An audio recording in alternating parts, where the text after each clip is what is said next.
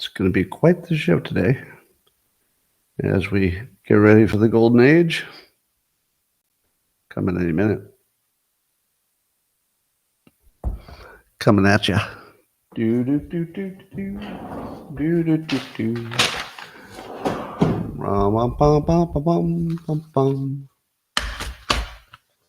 Good morning, everybody, and welcome to the highlight of human civilization. It's called Coffee with Scott Adams, and I'm pretty sure there's never been a better time in your life.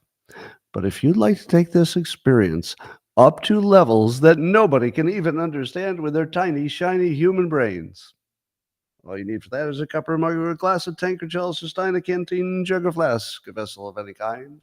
Fill it with your favorite liquid. I like coffee. And join me now for the unparalleled pleasure, the dopamine hit of the day, the thing that makes everything better. It's called the simultaneous sip, and it happens now. Go. Oh, pure delight. Well, according to a NASA filmmaker, and by the way, if you want to know things about space and science and the universe, you should talk to a NASA filmmaker. So make your own judgment about the credibility of this story. But somebody named Holland says that there's some astronomers who have identified clear evidence of transmissions from another world, and they can announce the discovery any month now. So any moment, we're going to find out that aliens are real, and they are in space and sending us messages. Or not. By the way, I've got a new hypothesis about the moon. Did you know that some people speculate the moon is hollow and might actually be an alien spaceship? Because it turns out there's a whole bunch of stuff about our moon that is not typical for a moon. It's too big. Its orbit is too close to a circle. Not exact, but it's too close. It's the spots where the meteors have hit it are all the same depth, as if it has some kind of hard shell underneath the dust. A whole bunch of weird things about it that don't make sense. Oh, the density of the moon is way out of whack with its size, which also suggests it might be hollow. Now, I'm not going to say I believe all of that. However, I did find out that did you know this? That the biggest crater on the moon is on the dark side. Did you know that? There's this enormous crater on the dark side.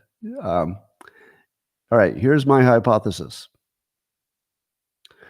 That the aliens that we see today are coming from the moon, inside the moon base. So they've been there for 13,000 years. And not only that, but the reason the dark side of the moon has a gigantic crater, and here I'm adding this for recreational speculation, is because the people who are in that spaceship were instrumental in guiding the evolution and let's say the advancement of humankind from our earliest days, say 13,000 years ago in the Younger Dryas period. And at one point, they saved the planet from a meteor strike by moving the moon, which was really their spaceship, which was impenetrable, in the path of the meteor. So they basically took a meteor out to stop the Earth from being destroyed because it was the thing they were nurturing. How about that? I'm not saying there's any evidence for that. I'm just saying, wouldn't it be cool if the moon were hollow, full of aliens? They've been here for tens of thousands of years, guiding human evolution.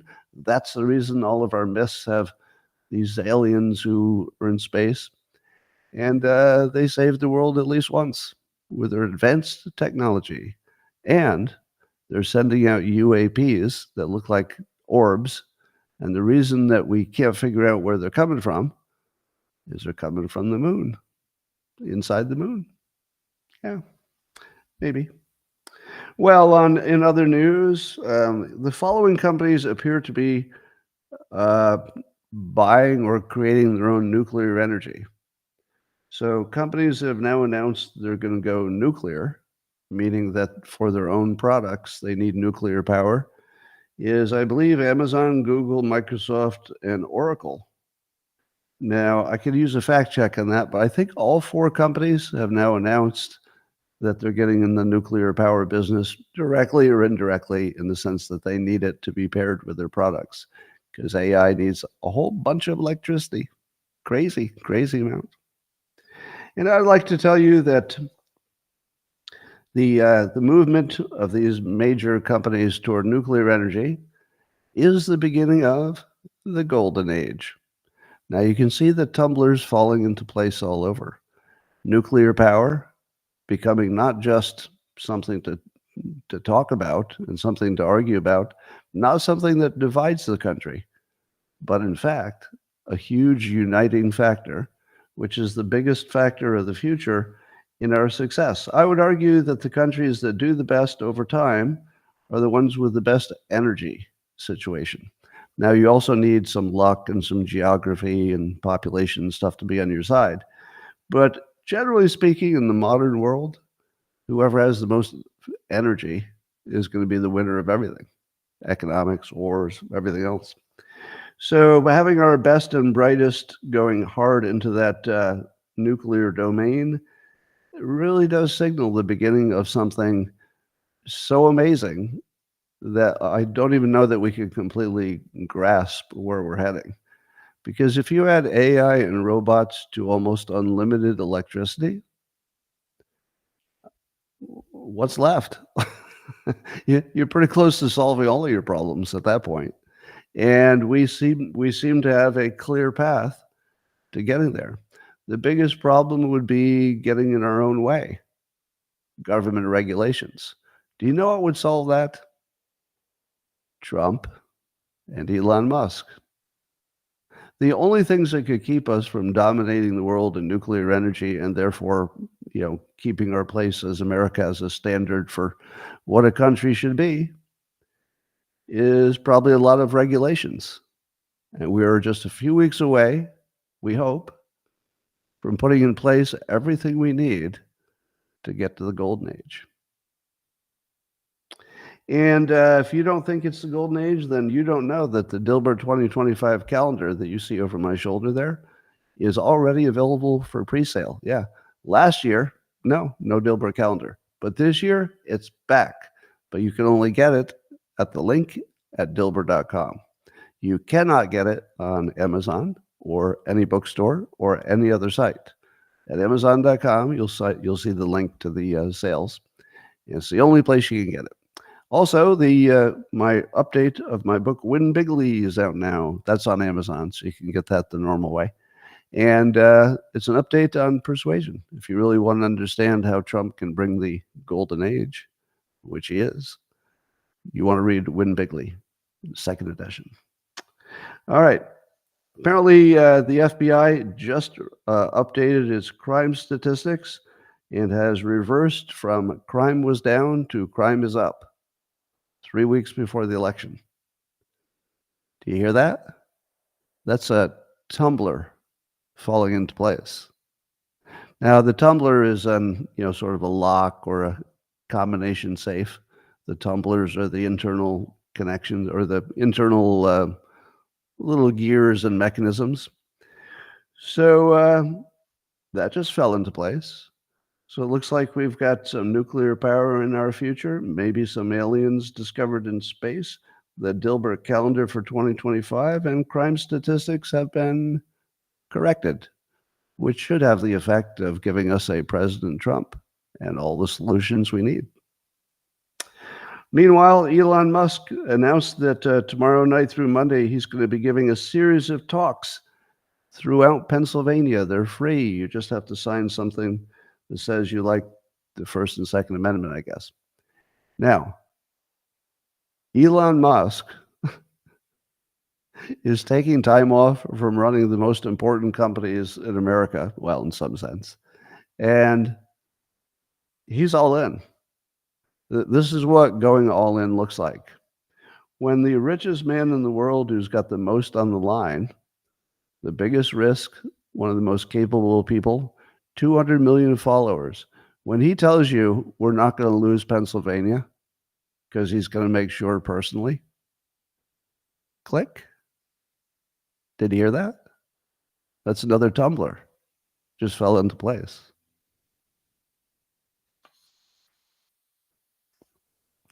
Well, there's a Nobel Economics Prize was awarded, and don't say the Nobel Prize in Economics, please, people, please. No, it's called the Nobel Economics Prize. It is not the Nobel Prize in Economics. Slightly different in ways that don't make any difference to anybody. But if you'd like to be an NPC, you should always point that out when anybody mentions the topic of the Nobel Economics Prize. So if I mention swimming, the NPC should say it's the best form of exercise. If I mention a new form of food, the NPCs you're programmed to say Soylent Green, it's Soylent Green.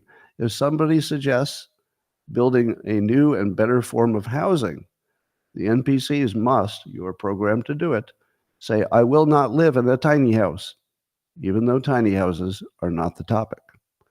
Those are the ways to be an NPC. So just remember, Nobel Economics Prize, start screaming, there is no Nobel Economic Prize or Nobel Prize.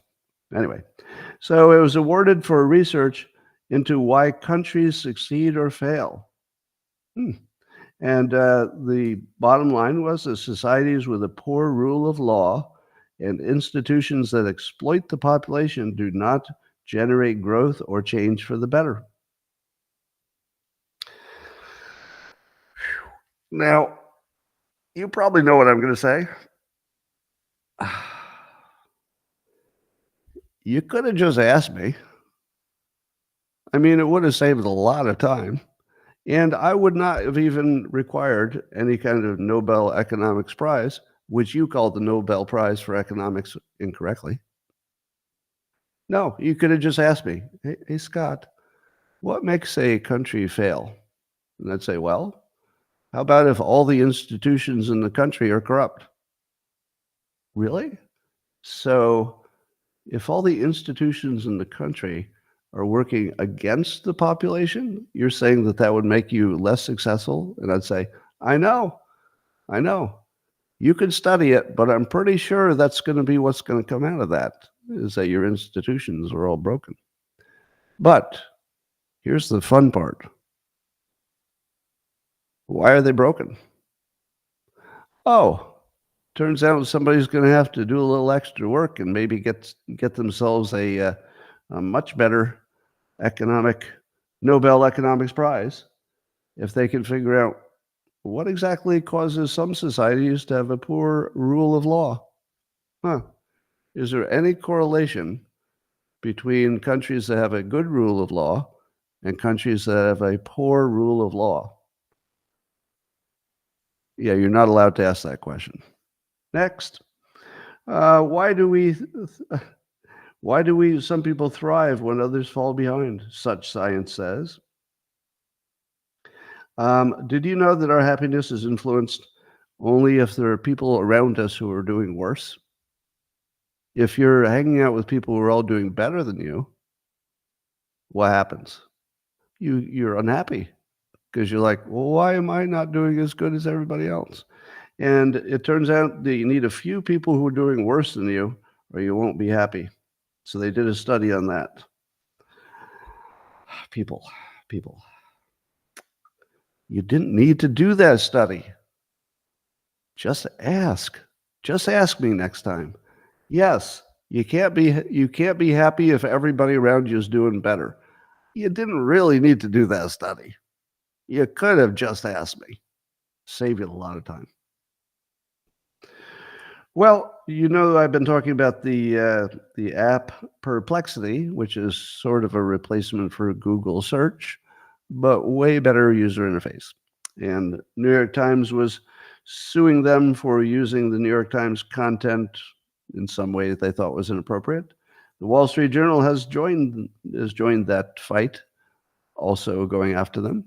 So this is a pretty interesting fight. So you got Jeff Bezos, who's backing Perplexity, but he's up against the Wall Street Journal and the New York Times. Who's missing? Let's see, the biggest newspapers. You got the Wall Street Journal. You got the New York Times. What's that other big newspaper that's often mentioned in the news? Oh, the Washington Post. The Washington Post would be the rounding out the big three.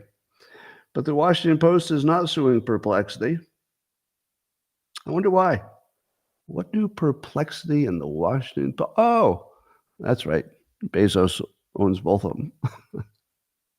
It seems to me that if the Washington Post covers all the big stories and it's real news, that if you were the person who owned both of them or had influence over both of them, you could just use the Washington Post because it covers all the same news, right? Unless you think the Washington Post is fake news, and then you wouldn't use it as your single source. But it is better to have multiple sources than single sources. I joke. I kid. And I don't know how that's going to turn out. It would be hard to predict because it's all the billionaires fighting each other. Anyway, how many of you saw the video clips of, was it Martha Raddatz talking to J.D. Vance on the question of the problems from the Venezuelan gangs and the apartment buildings? Yesterday, I said on the show that JD pulled a clever move on her. And I said that Raddatz said that there were, several reports of instances of problems at apartments. And JD Vance kind of altered that into saying that there were several apartments taken over, which is not what Raddatz said. She said there were incidents that had been handled. And then JD said, do you hear what you're saying? You're saying it's not a problem if several apartments have been taken over. And then I said, aha, that was a clever move, because she didn't say several apartments had been taken over. She said that there were several instances at apartments, several apartments. And I said, that's different. And then you said, Scott, you got that story completely wrong, and I saw it with my own eyes. Correct? How many am I correct so far that I got it wrong when I said that J.D. Vance was pulling a clever one, linguistically, and that really he was just saying what she said, and there was no cleverness. He was just, he was right and she was wrong, but there was no clever linguistic thing involved. So yesterday, one of you sent it to me and said, here it is, to prove that you got it wrong. And then I watched it and I thought, no, that's what I said. That's what I said. That's not wrong. And then the person who sent it said, well, I'm looking right at it and listening to it too. It's wrong. And then I looked at it and said, no, I'm right. So how can that be? Do you know what the answer is? It's a Rupar. You saw a fake edit. They did exactly to Raddatz. I guess the Republicans did to Raddatz exactly what was done to Trump on a number of occasions. There are two famous hoaxes where there was a little bit of ambiguity, but the ambiguity was completely solved if you waited to the last statement. In the Fine People hoax, Trump's last statement was, but I'm not talking about the neo-Nazis and the racists. If you take that out, it leaves the ambiguity that, well, maybe he was, but he was very clear in saying not.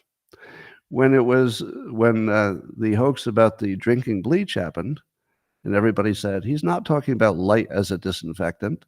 That's because the edit took out his setup that he was talking about light, and then also took out his closing statement where he clarified he was talking about light.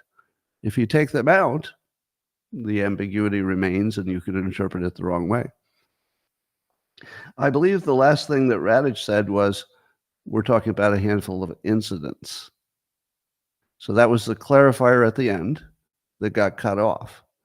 So instead of apartments taken over, she was always talking about incidents, which was across several apartments, but never, not once, did Raddatz acknowledge that several apartments had been taken over by gangs.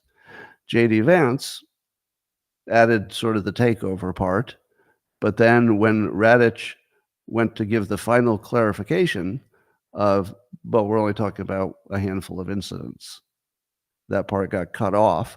So you don't know that in the end she was clarifying that we're not talking about apartment takeovers. And by the way, she was just quoting the local officials. So she's just saying they say it's just incidents. Now, in my opinion, I'm 100% right. And that J.D. Vance was very clever in trying to take a handful of incidents across several apartments and turn it into several apartment complexes have been taken over by gangs. Now, I don't know what really happened, by the way. If it's true that several gangs took over several apartments, that would be then JD's reframe is 100% accurate. However, they were not talking about the same thing. That's my only point. So I'm not talking about what's true. That's a different topic. I don't know what's true. I'm saying that one was claiming that there were incidents and another was claiming that several apartments were completely taken over by gangs. Not the same topic. That's my only point.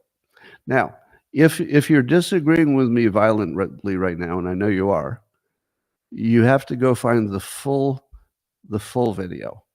If you see the one that's on social media, they clip out the clarifiers. So that's what's happening. All right. There are some bipartisan lawmaker type people trying to extend telemedicine. Now, you might know this story because I'm part of it. When the pandemic happened, President Trump put out the word through his extensive network of supporters and people that if they had any ideas for executive orders that would just be a good idea during this pandemic, that he was open to suggestions. So I heard of this and I said, oh, I got one. We need to make telemedicine available across state lines because currently it's limited. You'd have to be a doctor in that state to provide, phone service to somebody. And I said, let's just get rid of that because people won't be able to go to the doctor in person as much. And so my suggestion made it into the system. And within hours, I got feedback that it was accepted. And I think just days later, President Trump signed it. Now, I like to use this example. I've got several examples like this where people always say, well, one person can never make a difference. Yes, I can. They totally can. One person can absolutely make a difference. Now, unfortunately, it got reversed because after the pandemic was over, there were various, monetary and licensing entities that wanted things back the old way. So it kind of drifted back the old way. And now there are some bipartisan. Bipartisan is the most important part of the story because there's no real reason in terms of the public good why you shouldn't allow telemedicine to flourish. There's just no reason, especially with AI and everything else. So you might say, who exactly is against it? Well, it turns out that the DEA, the Drug Enforcement Administration, wants to limit what kind of prescriptions can be given over the phone because they worry that this will become like an illegal way for doctors to easily prescribe illegal, like painkillers and stuff like that, Adderall, things that they want to really control. And I think that I would say two things. Number one, is it true that telemedicine would increase the likelihood that there would be fake prescriptions, which would be very deadly? My answer is probably. And then I say, is that enough of a problem to prevent doctors from operating across state lines? To which I say, I don't think so. I think I'd much rather have doctors operating across state lines. Much rather. Because whatever it is that they're doing over the phone to make these prescriptions, how would it not be also bad in person? Well, I suppose if there's a bad actor, then the bad actor could reach more people more easily. So that would be valid. But I think freedom requires that we take that chance. And I don't think the DEA should be in the business of doctoring. If the doctors said it's a bad idea, I would listen to their reasons. And doctors might not love it because it would increase their competition and lower their wages. But if they have a reason that has something to do with the public, I would listen to the doctors. I'm not sure. I'm not sure that I want the DEA, even if they're right, and I think they might be right. It would increase the abuse, but I still think the doctors need to make that call. And in this case, the bipartisan folks who are trying to get it done.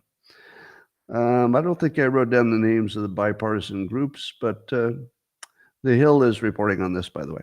Joseph Choi. Did you know, this I did not expect, according to ABC Action News 6, that opioid overdose antidotes rose 43% from 2020 to 2022. Now that means if somebody is passed out and ready to die from an overdose of fentanyl or some other opioid, you give them what's it called? Forget what it's called. You all know what it is. The noxaline. What's that called? Noxaline, namaloxy. What's the name of the antidote for fentanyl? Nexalamine or Narcan. There we go. Narcan. Thank you. I'm really bad at medical names. Narcan. So Narcan, I believe, is now over the counter. So I would recommend, and I have recommended this before, that every household should have 2. Now, the reason that I'm saying 2 is because I'm told reliably, good sources, that it's not rare that you need the second dose. So the one Narcan sometimes, maybe 20% of the time, it's a healthy number of times, isn't enough. So you just need that second one right there. Now, I would say that in your neighborhood, you should be organized. You should be on a WhatsApp group for your neighborhood if you're not already. You should get that going. And then if somebody has a OD, you can just get on your app and say, Narcan now, here's my address.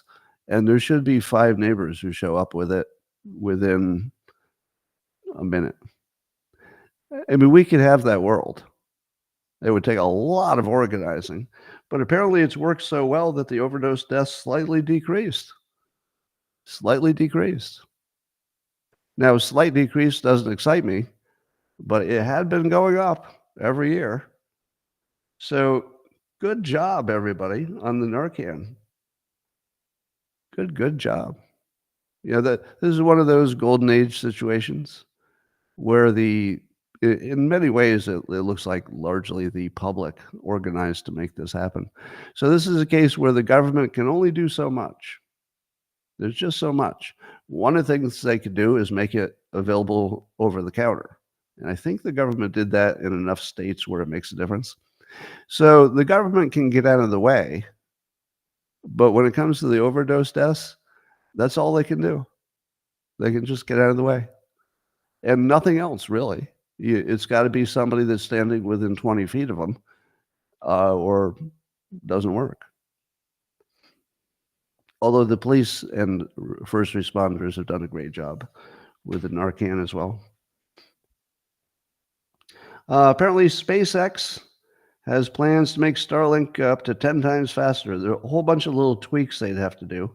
It involves some satellites that only the big Starship could take up because nothing else would be heavy enough.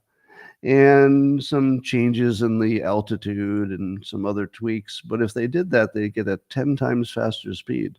So they'd be up to gigabit per second and low latency. Now, if you're not enough of a nerd to know what a big deal that is, that would mean that anybody anywhere could have really fast internet just with a phone.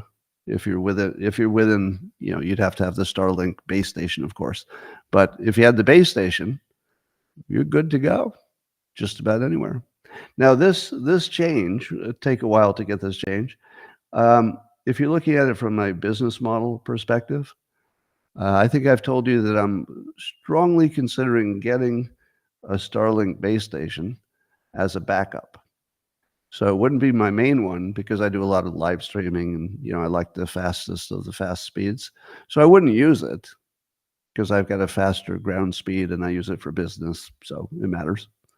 But if the power goes out and I can power the base station with a portable generator and the internet itself is still alive in any sense, it could be an amazing emergency backup system. So I'm strongly considering getting it as a backup. But if they go to gigabit per second, which again is not right away, then I would really look at it seriously as my only system. So that's a gigantic deal. I remind you that I'm an investor in Tesla, but not SpaceX. All right. North Korea is getting active in a way that looks puzzling and scary. So there are two separate stories about North Korea, and both of them have a similar bad vibe to them. Number one, North Korea allegedly just blew up the railways between South and North Korea so that there's less chance of an invasion. So it sounds like North Korea is concerned about war or is ready to start one with South Korea. Now, apparently the issue is Iran. So it looks like North Korea wants to back Iran. So if Iran gets attacked, they're warning that they would get into the fight with, I don't know who, South Korea? Who exactly are they going to attack if Iran gets into a war? So I assume that's because of a trading relationship with Iran. I assume that's why they would do that. So to me, it looks a little bluff-like, because North Korea is big on the bluster. So it feels bluff-like. I don't expect they're going to attack South Korea, and I don't expect South Korea is going to attack them. But at the same time, a separate story. Apparently, Russia is using North Korean fighters, and they're organizing and training them. They're called the Buryat Battalion. So 3,000 North Koreans. And I assume that means as mercenaries. So just think about how bad off North Korea is economically. Do you think that North Korea is going to start selling the young men as mercenaries? Because it kind of looks like that. Which, by the way, if you're in North Korea and you're starving to death, maybe taking a chance at living by being a mercenary. I mean, it's not a very good chance, but it might be better than starving. So I'm wondering if this is nothing but an economic decision by North Korea. It could be that for economic reasons, they blew up the railway to make it look like a bigger threat so Iran would feel safer. Maybe Iran said, we won't sell you something or we won't buy something unless you do this. And maybe they're so starved for money that if they don't sell their young men as mercenaries, they can't keep afloat. So the economic devastation in North Korea is now starting to influence world events in two different wars. I didn't see that coming. Now, of course, Trump has already said he can fix this. And you know what's funny about that? Trump can fix this. You don't even have to wonder about it. Do you think Trump could talk to Kim Jong-un and make sure that a war doesn't break out, that Kim Jong-un has something to do with it? Yeah, I think he could. And largely because I think North Korea is operating from an economic point of distress. So Trump could say, what do you need? We'd love you to have a good economy. We offered before, we're going to help you. And they might say, well, we're getting blackmailed in this one domain. Now, it could be that China has enough control over North Korea that, North Korea is just being a puppet and there's nothing you can do. But I would certainly say that if If we have one person in America who could solve North Korea causing trouble, who are you going to call? Are you going to call Kamala Harris? Is she your go-to for North Korea? When Trump is the most famously successful North Korea diplomat of all time? Like nobody's even close. Click. There it is. There's another tumbler falling into place. North Korea just said, Trump's your only hope. North Korea. So you didn't see that coming, did you? Meanwhile, Trump continues to read the room perfectly. You know, as I've been advocating for a while that he should go to a black barbershop, but it doesn't have to be a barbershop, obviously. You know, maybe he wouldn't want to get a haircut. But just going retail where they're just ordinary citizens. And apparently next week he's going to officially work at McDonald's in Pennsylvania. Now, how much do I love that? You give me video of Trump just interacting with average people who go to McDonald's, the staff plus the people coming in to buy, and I can't get enough of that.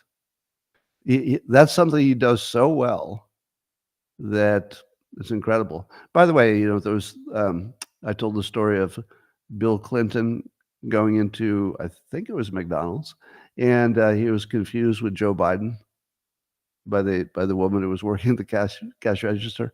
But when she found out who he was, I didn't tell you this yesterday. So first of all, just imagine the picture. She's a black, maybe 20-ish year old woman. And she finds out that it's Bill Clinton. And she runs out from behind the cash register and fully embraces him, gives him a full body hug, and then doesn't let go of him the entire time. They're like taking pictures and stuff. And, you know, and Clinton's got his hands around her. And I got to tell you, this whole charisma thing, there's no replacement for it. Bill Clinton has the charisma, still has it, 100 years old. He's just got the charisma. Like the fact that somebody felt comfortable running out and giving a full embrace to this ex-president just because he walked in the door, it was kind of a lovely, like sort of a beautiful moment just because it was so sincere. Like people don't hug. They don't touch each other that much unless it's real. So it was real in both directions. So Clinton, to his credit, you know, he often called the first black president. Boy, does he have a way. He just has a way. And you can't deny it. He just had a way with people. And you could see why he would be a sex addict, because I think women just threw themselves at him. I mean, maybe some he was a little too aggressive with. That's another story. But I think Trump has the same golden touch, and we've seen it a million times. You give me Trump in the middle of ordinary working people, and you're just going to see magic. It's like a guaranteed smart thing to do. Now compare that to what Kamala Harris has planned. Kamala Harris, as well as Trump, plans to go on Joe Rogan's show. Okay, which one is a better campaign idea? Trump goes to McDonald's, A++, or Kamala Harris goes to Joe Rogan? Oh, no. Now, it feels like a Hail Mary pass, because how in the world is that going to work out for Kamala Harris? It's almost as if she doesn't have an idea what other people say about her or think about her, maybe has never seen a Joe Rogan podcast. Now, others have said, you know, she'll be fine because Joe Rogan's, you know, going to be a gentle interviewer. Yes and no. Yes and no. He will be gentle in the sense of being polite, and he will be gentle in the sense of not being a flaming, biased, you know, right-wing flamethrower, because he's not. That's not who he is. But if you give me, you know, a 2-hour conversation with a reasonable person who has reasonable questions and is willing to, you know, press to get an answer, and Kamala Harris, I think that can only go one way. really, really bad. So, here's your microcosm of the entire campaign. Trump doing the smartest thing you'll ever see in a campaign, and Harris doing something that I think is clearly a mistake. Clearly a mistake. When was the last time she did an interview and people said, "Well, she nailed it. That'll make her numbers go up." She doesn't have that ability. So Trump is going into a situation that is perfectly fit to his talents. Harris will go into a situation which is a disaster area for her specific talents. And she has talents too. I'm not saying she's untalented, just not that. Definitely not that thing. She gives good speeches. So do more of that if I'm advising her. All right, what else? Harris went on Charlamagne the God, and Charlamagne said, gave her a little pushback, said, doesn't the Biden administration have to take some blame for the border? Though a lot of the blame? Good for him. He didn't just say a blame, he said a lot of the blame. The first 3 years, you did a lot of things wrong. Kamala Harris's answer was, don't you understand that as soon as we got in there, we proposed this border bill? And then I guess she got away with that. Now, here's a problem with somebody like Charlamagne the God having access to the top political figures. I take it from the exchange that Charlamagne doesn't know that proposed border bill was a fraud. So anybody listening to it just heard, one of the strongest accusations against her, which was made exactly right by Charlamagne. You've been there 3 years, everything fell apart under you. Now, if you heard that, and that's all you heard, you'd be like, oh, yeah, that's terrible. But if you let her go on and say, oh, this border bill, it was only the Republicans who said no, and you didn't realize that it was really a mass amnesty bill, and that it wouldn't have fixed anything. It just would have guaranteed that a massive amount of people would come in, the opposite of what people want. So if Charlamagne didn't know, and the indication is he didn't know, that her answer was a non-responsive answer because it was a bullshit bill that nobody was going to pass, he's done a bad service to the country. Now, does the regular news do a good service to the country? No, not if it's MSNBC. I would say that CNN, again, I'm going to give them credit, lately, they seem to be showing both sides of a lot of different topics. And I just have to give them that. There's still a lot of bias, but everybody's, all the networks have some bias. But at least if you're going to show both sides, that counts.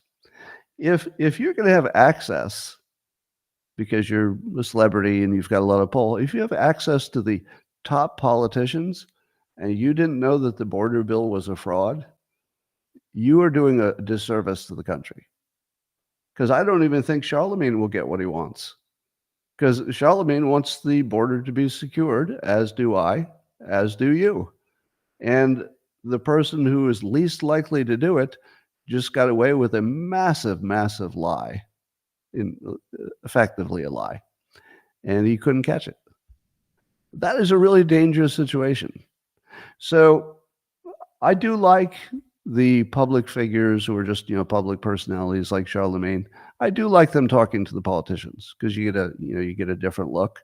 But man, you got to be careful if you get into the policy that deeply.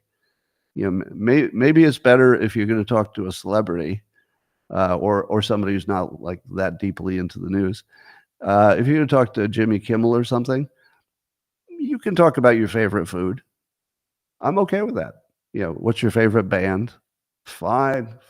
As long as we know this is for entertainment and just, a different look at the personality, that's fine. Anyway, and then they agreed, Charlamagne and Harris, that Trump was a fascist. I would like Brett Baer, when he talks to Kamala Harris, because that's agreed to, that's going to happen, I'd like to ask him to explain the definition of a fascist and then to explain why Trump fits that definition, but without using any hoaxes. So when she says, "Well, he said he's going to be a dictator for," well, no, that was just hyperbole. He just said one day. That's not anything to do with fascism. Well, but he also said he's going to use the military to take down his enemies. Well, no, that's actually a hoax. Here's what really happened. But he said the fine people. Well, no, that's a hoax. But he said he would. Well, no, that's a hoax. So if he could do that, that would be a great service. But you know, this whole "he's a fascist" thing. Oh my God, nobody even knows what that word means, and it's still the leading word in politics. Some people know what it. Some people do know what it means, but they still pretend they don't when they use it. Anyway, there's a study by Dylan Burrows, RSBN, is writing about this, that RFK Jr. voters are not mostly, but they're moving toward Trump. Or to say it better, there's a strong bias toward if they're going to move to one of the candidates, more of them are moving to Trump. And it could be a big deal. Could be a big deal. I think a lot of people were parking their vote with RFK Jr. so that they could stay on the conversations. Do you know that? Do you know anybody who did that? So for months and months, it wasn't that important what your opinion was because you weren't that close to the election. So a lot of people, in the YouTube comments, the all caps "lucky gal" is yelling, "You got it wrong," without any indication of what it is. So we've got the all caps drunken morning users. You got it all wrong. Whatever it was, we don't even know what the topic was. You got it all wrong. So let's get more drunken all capital screaming in the comments. So let's put your stupidity at full force. Bring it on. Anyway, speaking of CNN, they did a critical look at Kamala Harris's record as a prosecutor. Now, just what I said. So CNN, again, I'm going to give you credit. You showed the negative side of a candidate, and they weren't too impressed, and talked about some controversial things that she did that I'm not too interested in. I'm not going to discuss them. But I will say that CNN gave her sort of a checkered mark for her prosecutor work, and I don't think they had to. Did they? Was there anything really pressing CNN to? I won't call it a hit piece, but it was a negative piece on Harris. Have you ever seen MSNBC run any package that was negative to the Democrat? I don't think I've ever seen it, not even once. But CNN did. CNN did. And I'm not sure if Fox has ever done a negative on Trump. Although there are lots of Fox personalities who have criticized him on individual things. That's true. So I will give them that. Anyway, that's good. CNN's Harry Enton, who also is doing a great job as a explainer of polls. He seems completely unbiased in his presentation, which is impressive, actually. He says that Trump is leading Harris by 17% with Hispanic men under 45. Click. Tumblr's falling into place. And he might be the best president in, I don't know, since Nixon or something with black voters as a Republican candidate. So it's all clicking in now. But of course, there's a new poll, the Marist poll, inexplicably, or is it, showing that Harris is up 5 in the national poll, up 5 points over Trump. Do you believe that?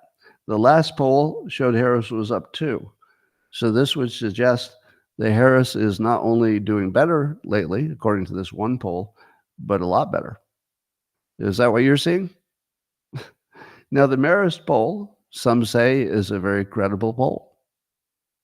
Some say. So let's see how credible they were in 2016. So at the end of September, So that would be 3 weeks difference. 3 weeks difference. They had Clinton leading Trump by 7 points nationally. What was the final? The final was maybe 3. Does anybody remember Clinton did win the national vote, the popular vote? Did she win it by 3? Anyway, the point is, don't believe any pollsters. And I believe that Marist was trued up by the end, so that their final number before the election was actually pretty close to the actual election. But their number just weeks before the election wasn't very close. Now, have I told you a million times that in October is where everybody who wasn't close is, it looks like maybe they're taking one last shot. But if you think that by election day, Marist is going to have a poll that has Harris up by 5, I'm telling you, you don't understand how things work. On election day, Marist is not going to have a poll that says Harris is up by 5. That's not going to happen. So surprise me, make me wrong. We'll see. All right, Biden-Harris Department of Justice is suing a bunch of first responder groups in 4 states: Maryland, in Indiana, North Carolina, Georgia. And it's for discriminating in the tests to become a first responder. So they say that the basic math skills are discriminatory because it discriminates against Black candidates. And the fitness test discriminates against female applicants. So very unfair. Did we lose all the comments from locals? Let me reboot that. I lost it on my end, so you may have lost it on your end as well. Let's see. Can we make that work? Today's the 16th. Huh. Oh, there's something different happening here. All right. There we go. Comments are back. If you're not getting comments on the Locals app, just reboot. Anyway, so that's happening. And apparently cash awards were paid to the Black employees who failed the written test. That's the punchline. So there were Black candidates who took the written test and failed, and they just got paid for failing the test. So what are we doing? What kind of world are we living in? We're just giving people a big cash payment for failing a test. Anyway.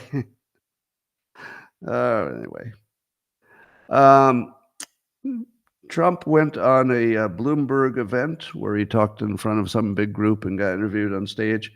And the Bloomberg editor blasted Kamala Harris before he began for not accepting their invitation. Now, keep in mind, these big media groups are these legacy dying dinosaur groups. They need to fight to be seen as the place a top candidate must go to before you run for president. I think the larger story here is that the big legacy press is not important.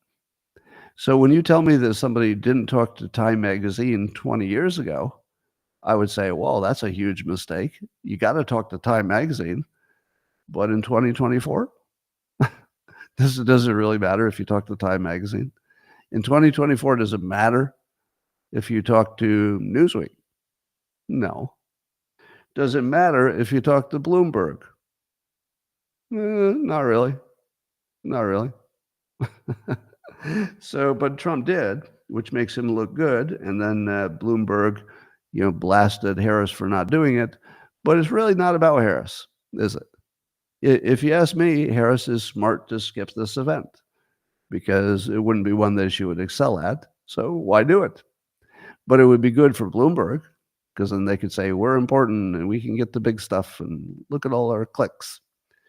So just think about that. That was more about Bloomberg talking about Bloomberg and trying to survive as a dinosaur media. But Trump did well in the clips I saw.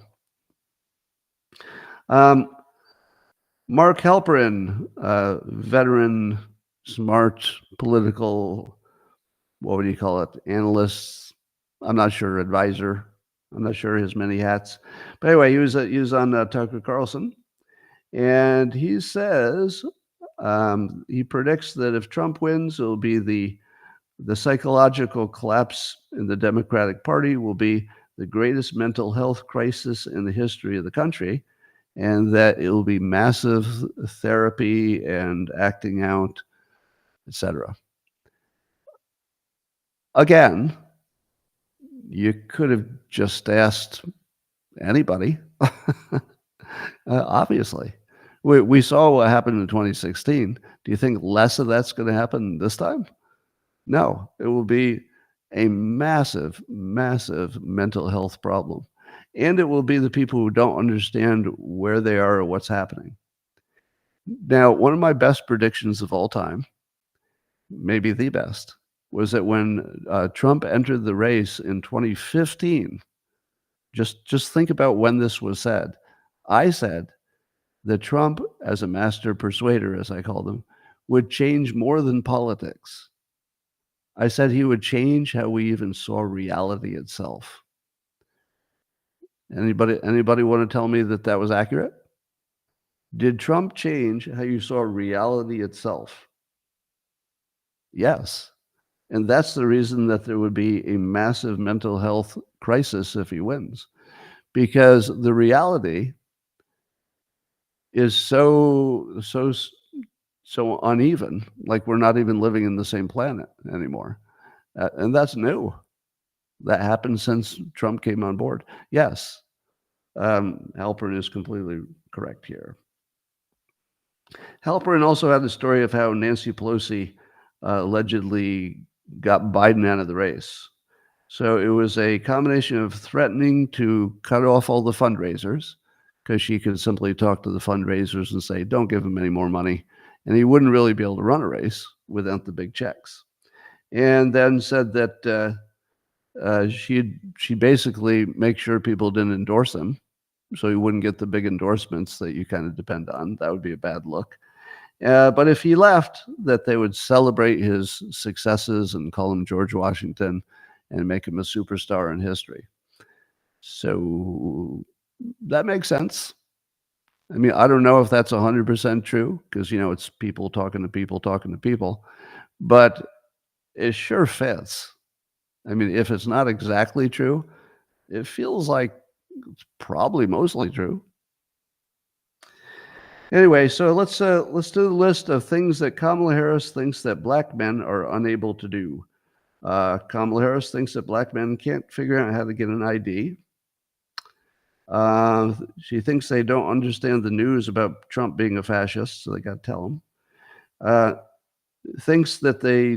She must think that they don't have priorities straight, because most people think the economy is the big priority, and Trump's the obvious choice there.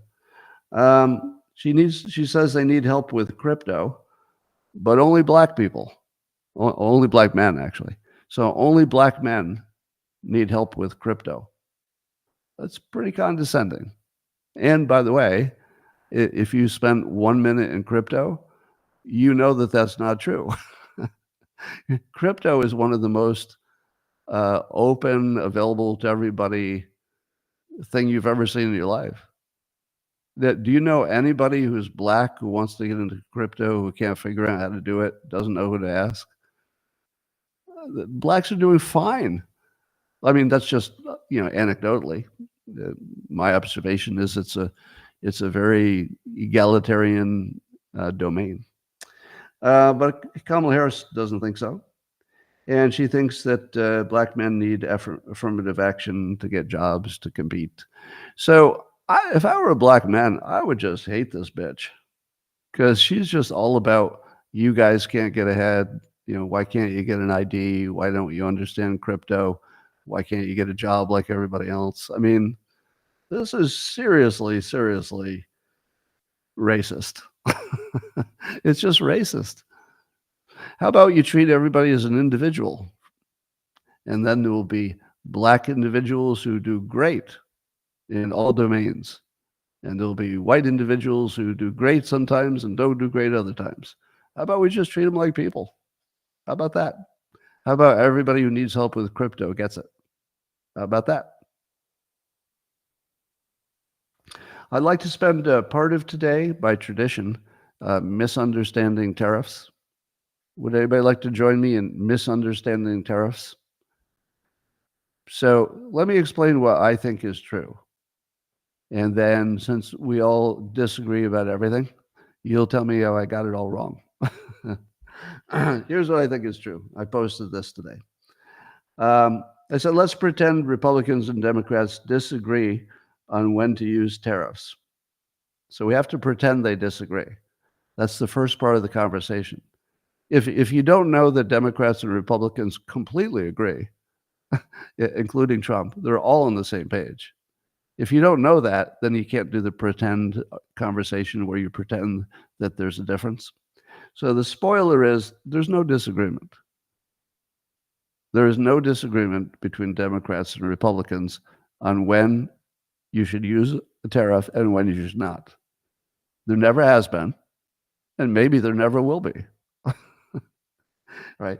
But we're going to pretend there is, because I guess that's what we do. I guess we pretend there is a disagreement. So, question number one, does Trump treat tariffs as if they're an income stream for America, as if the other country is paying a check to America and we're making money? Does Trump describe tariffs as making money for America that's coming from other countries? Does he do that? Because that would be incorrect, right? Because the entity that pays the tariff is the American company that was trying to, or the American consumer. But it would be Americans who are paying. I guess it would be the American company. And then that would be passed along. But he does say that, right? I watched him yesterday at the Bloomberg thing, and separate from what he thinks is true, he does talk like he believes that. And people do hear it like it's free money. Now, hold that thought. I'm gonna circle back to it. Hold the thought that Trump acts like it's free money coming from some outside source. And it's not. It's not. It's America paying America. Now, here's the next question. Will Trump use tariffs as a threat to negotiate better trade terms? Well, yes. Yes, he will. Trump will use the threat of tariffs to negotiate better terms. Would Joe Biden do that? Well, he has tariffs. So, yes, both sides believe that tariffs are a negotiation tool for international trade. How do I know that? Because both are doing it. They're both doing it in a very big way. So there's no question about whether they both think it's good for negotiating. They're both doing it. Next, do you think that because Trump acts like the tariff is just making free money, does that give him an advantage in negotiating or a disadvantage? Is it a disadvantage because it's like not understanding it or something? Or is it an advantage because whoever you're negotiating with thinks they're competing with free money? Here's where it gets interesting. And here's a persuasion lesson that goes deep. This will be deeper than the surface stuff that you see about persuasion. Oh, repetition is good. That's good too. But I'm going to take you to a deeper level. The best negotiating trick you could ever have is to be irrational in a way that the person you're dealing with thinks they can't fix. That's what Trump does with negotiating and with tariffs. Imagine you're the negotiator and you come in and say, hey, don't put a tariff on me. And Trump says, why not? It's free money. Everybody loves free money. I'll get reelected. I'll tell everybody you gave me $1 billion. They'll love me. I'll have everything I want and we'll have some free money. And then the person negotiating says, that's not free money. That's you telling an American company to pay extra taxes, basically. It's a tariff, but it's like a tax. And so that's not true. And then Trump says it's free money. I'm going to take the free money unless you give me the deal I want. And then the person says, it's not free money. It's not free money. And then Trump says, all right, I'll take the free money. So fuck you. You don't have a deal. No, we need a deal. We need a deal. But you have to understand, I'm not competing against free money. You're just taking money from Americans and giving it to Americans. I'm not giving you the money. And then Trump says, great, we don't have a deal. No, but I need a deal. I have to have a deal. Well, you better give me a hell of a deal because you're competing with free money. I'm not competing with free money. It's not free money. I told everybody in America it's free money. You're competing with free money. And guess what? They're competing with free money. He just creates it out of nothing. If the people negotiating with Trump believes that he believes that it's free money, which he couldn't possibly believe, they're going to surrender because they need a deal and they don't know how to get past that hump. Now, if you think I'm making this up, that this is a valid, well understood negotiating point, I'm not making it up. It's what I've talked and written about before. I've used it. There was a negotiation. Well, I'll tell you the negotiation. At the end of my one of my syndication license deals, not license, but syndication deals, the first one went for, I think, 15 years. Now, at the end of 15 years, I had a lot of market power compared to my syndication company.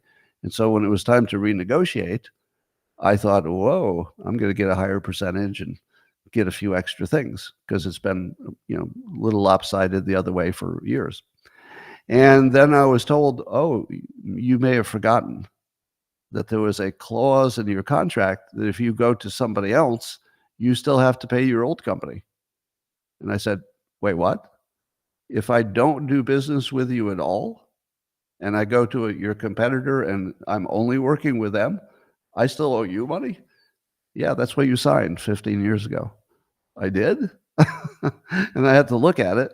And sure enough, what an idiot. I mean, maybe I knew it at the time, but I didn't remember. And so now they had me totally by the balls. Totally by the balls.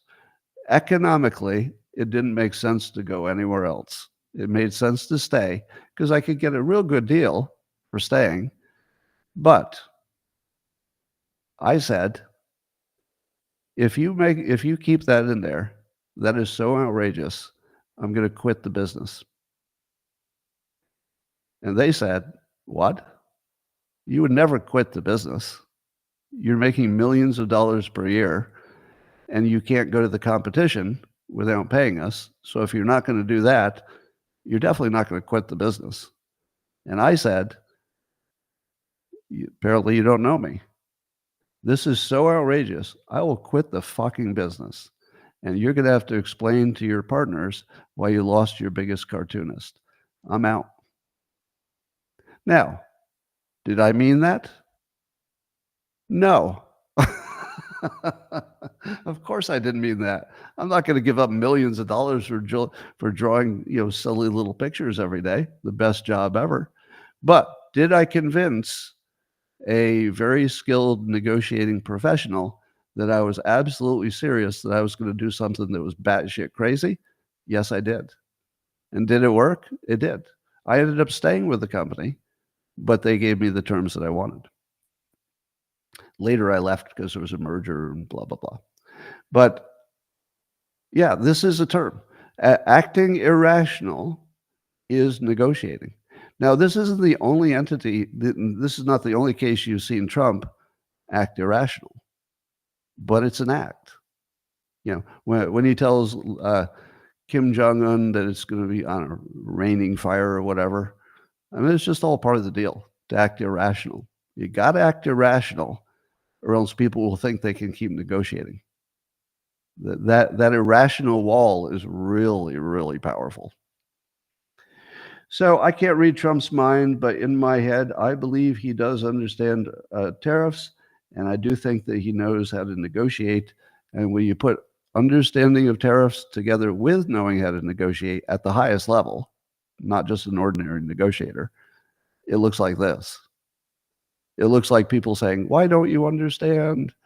And then he'll just continue to say what he says, and things will work out.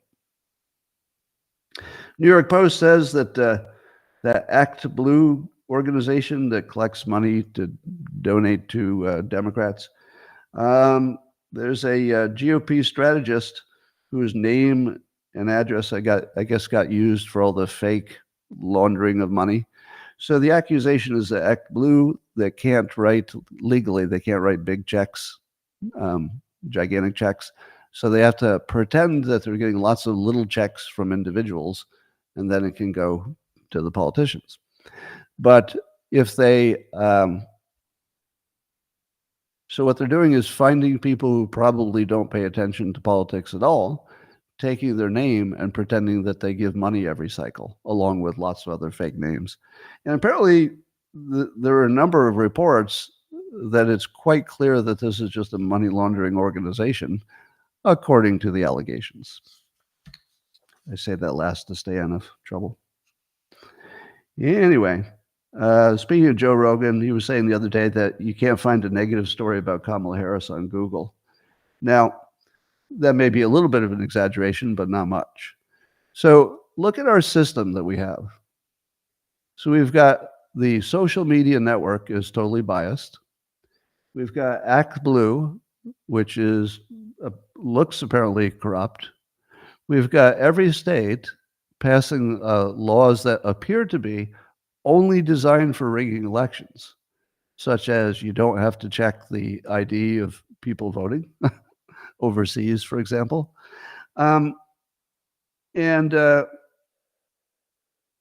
It feels like, the media is biased, the social media is biased, the funding is biased, and we think that the vote counting will all be fair.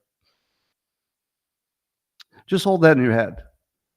Like, here's the how stupid do you have to be? Let me just set it up. If you knew for sure that the political funding was totally corrupt, the mainstream media was totally corrupt, and you knew that Google and social media, except for X maybe, is totally corrupt. You knew that you went through the pandemic and you saw that the medical community is totally corrupt because they have bosses. By the way, anytime anybody has a boss, everything's corrupt because they just have to do what their boss says. They can't do what they think is right. So all of those things are totally corrupt, and we know that. We also watched the lawfare being used against Trump, and even the appellate courts are puking on it. We see the lawfare being used against Elon Musk, so we know that the Department of Justice is totally corrupt, right? So the funding is corrupt, the mainstream media is corrupt, the social media is corrupt. The what was the other thing I said? Basically, the experts are corrupt. So you have a world in which, with certainty, all the big organizations are corrupt, and we're pretending the voting is going to work, and that's fine. Oh, the voting's good. No, it's not. It's not even close. You remember when Black Lives Matter, we thought it was real, and then we found out it's just a scam. And Antifa went away as soon as Biden was in office. Scam. If everything you know about is a fraud, even the border bill was just a fraud. Every funding bill in Congress is just a fraud. They're all just fraud. But the elections are fine. Yeah, the elections are fine. Everything else is a fraud, but not those elections, ladies and gentlemen. You would have to be so fucking stupid to think that any of our elections had been real in your lifetime. Now, they might have been, In some cases, the actual outcome may have matched what the majority of the voters wanted. But that would be a coincidence. You have to understand that whatever gets somebody elected has nothing to do with the will of the people. Sometimes it matches, but that's probably just an accident. Do you ever wonder how a populist like Reagan could get elected if the deep state is running everything and they wouldn't want a populist in office? Could it have anything to do with the fact that Reagan said he would rebuild the military and spend massive amounts of money on the military-industrial complex? And then he's the most popular president 2 terms because he spent the most on the military-industrial complex. Do you think that's a coincidence? Maybe everything is exactly what it looks like. Completely corrupt. Anyway, Wall Street Journal says that 66 economists are optimistic about the, more optimistic than not about the state of the economy. Now, I did not read the article. Do you know why? Even though I love things that economists say, and it seems like it'd be very important to know if 66 economists were leaning in a positive position. Do you know why I did not read that article? Because without reading it, I know the following. There's not one of those 66 who knows any solution for our debt problem. And the debt problem is terminal, meaning if you don't fix it, you're dead, and nobody even has an idea how to fix it. Do they? So if you're going to tell me 66 economists gave me an opinion about the economy, but didn't state you're all doomed because there's no way to pay off the debt, I'm not going to listen to them. There's nothing they can tell me that matters except, do you know how to pay off the debt? If you know how and you're not telling us, well, you're a pretty messed up economist. You should tell us if you know. If you don't know how that could ever be fixed and you're still going in public saying things will be fine, what kind of a corrupt, lying piece of shit are you? No, everything won't be fine if you can't tell me there's some way, anyway, that the debt can be paid off. Now, I would like to dovetail from that point to the following point. I believe that there are basically 4 existential threats to America. Let's see if you agree. Number 1, the national debt. Existential risk, meaning it could destroy America. Like maybe it wouldn't even be called America. It would be so bad. World War III, let's say the Ukraine situation specifically, maybe Iran, turns into a bigger thing that could take out the whole world. I mean, all it would take is one of those entities deciding to take out our power grid, and we're in big trouble. The food supply is poisoned, seems to be killing us slowly and sometimes quickly. And the open border. If the border stays as open or even similarly open, we're kind of out of business. Now, here's what's interesting about all 4 of them. Kamala Harris has no plan for any of it, and Trump has a solution for all 4. How am I supposed to ignore that? Now, let me tell you the solutions. The national debt, the only way you could even get a chance to address that is if you have something like an Elon Musk trying to make the government more efficient so he can take $1.5 trillion out of the spending. Do you think anybody in the world could take $1.5 trillion out of the spending? Probably only Elon Musk. Because you're not going to be able to go in and say, oh, everybody cut 10%, we'll be fine. That'll never work. You have to reinvent. You're going to have to say, suppose we didn't have a government and we wanted to build one. What would it look like? How much would it cost? He's got to go that deep. He's got to go all the way to assume nothing exists. What would it look like if you built it from scratch? Short of that, there is no solution. It's unsolvable, short of that. But he's the one person in the world who could do that. And he's on Trump's team. So the biggest risk in the country, there's only one group that has a plan, and it's actually feasible. Like, you could actually imagine that Musk could make a deep enough change in the system that you would get a better government. Here's the key, very important. You get a better government at 10% of the cost. Have you ever seen him do anything like that? Yeah, you're probably on X. He cut 80% of the staff of X and made it way, in my opinion, 10 times better. So yes, he can do that. He did it with rockets. He can do that. How about the World War III? What do you think Kamala Harris is going to do about stopping war? Same thing she and Biden have done so far. Nothing. They just like to sell them weapons and talk. Do you think that Trump, uniquely among people, would be able to wrap up the Ukraine-Russian war? Yes. I believe he could wrap that up and just make a deal. Could Trump keep us from having a major war with Iran? I think so. I do think so. So again, existential problem. I don't see that Harris has anything that looks like a workable way to avoid that risk. Number 3, the food supply. RFK Jr. could make a huge improvement in the food supply problem. I don't see anybody else who could, and nobody else who's interested. But he's on Trump's team. The open borders, Trump can fix it. It's obvious that the Democrats, even if they pretend they care, it's only for the election. So the 4 biggest things: national debt, World War III, food supply is poison, and the open borders. Trump assembled exactly the right team.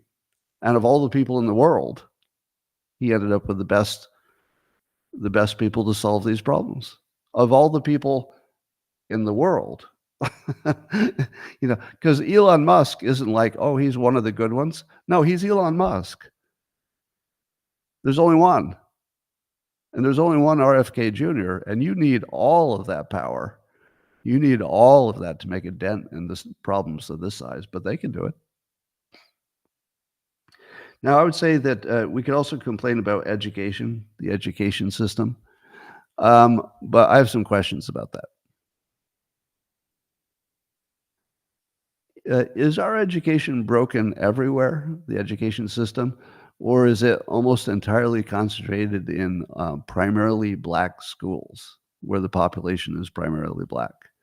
Do we have one school system that's in trouble, or in effect 2 separate school systems? One is neglected for whatever reasons, and one is chugging along okay? Because it feels like it's the latter, but we always treat it like an average. But it's really just 2 systems. One, a neglected, broken, underfunded, poor teachers, every single thing wrong that you could have wrong with a school. They tend to be concentrated in black population areas. So I'm not sure that you could say education's broken. I think you could say there's a pocket of education that's very broken, and you need to do something about that. But I'm not sure it's just as broken everywhere.